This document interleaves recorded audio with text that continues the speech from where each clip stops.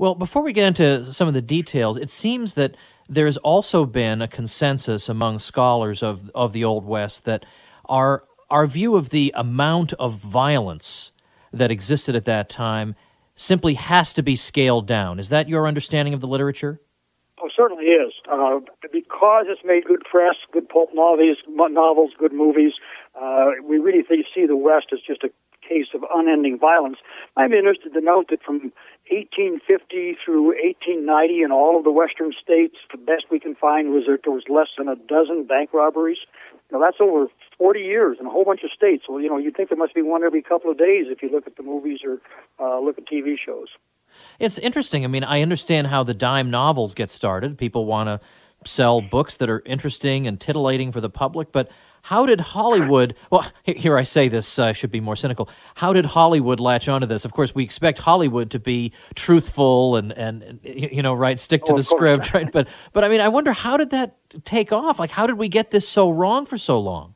Well, I think part of it was that it's kind of the bad news sells sort of a thing. So violence oftentimes sells. The other thing is, I think people find it difficult to understand how, in the absence of formal government, people would organize themselves in a way that would be relatively orderly, relatively peaceful. So we say, look, we've got 30 or 40 or 50 years of life on the frontier. The federal government has almost no presence. The states are just being organized. And so what would you say? Well, surely this must be a case where violence prevails. And it turns out that wasn't the case.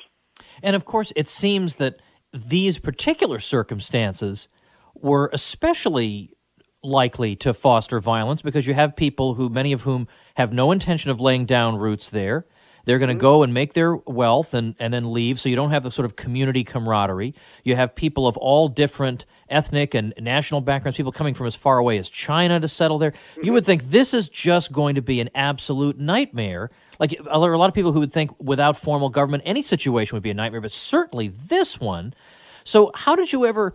I guess my primary question to get started is, how did you first begin to ask yourself if maybe there was more to this story than we had been led to believe? Like, why didn't you just go ahead and accept the standard view about the Old West? Well, part of it is I grew up in the West, and my mother was one of the very first children born in eastern Montana, and her stories about, of course, that would have been just at the turn of the century, but her stories about life there was that it was a relatively peaceful, you could almost say, cultured, civilized way of living.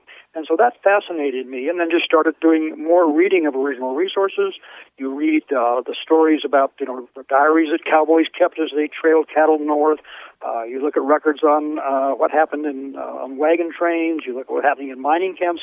And you're right, in each one of these situations, there were valuable resources. People were armed. You would think that they would be competing for those resources by trying to shoot each other. Turned out most of the time that that's not what they did.